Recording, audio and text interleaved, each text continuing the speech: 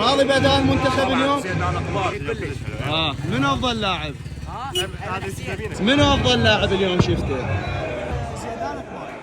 شكرا. بس احنا انتظر اداء بعد احسن من هذا. المهم حصلنا 3 نقاط. الحمد لله حصلنا. من أفضل لاعب شفته اليوم؟ راضي بأداء المنتخب اليوم؟ راضي طبعا راضي. افضل لاعب زيدان الطباعي. زيدان الطباعي افضل لاعب المنتخب اليوم. واداء مثل ما قدم. الحمد لله. يوسف الامين. فزنا بعد شو تريد؟ صدفه. منو أفضل لاعب برأيك؟ افضل لاعب حارس احمد بس. لاعب يوسف الامين وزيدان الطباعي احسن اثنين. وراضي بأداء المنتخب؟ لا الحمد لله اليوم احسن. اكيد العراق يعني اكيد هم اللي لعبوا زين وقدموا اداء جيد. فرحان بفوز المنتخب اليوم؟ اي فرحان الحمد لله. منو أفضل لاعب اليوم شفته؟ يعني قدم ميمي شويه قدم باللعبات الاخيره، هي ما يحسين ما تجاه اداء زين.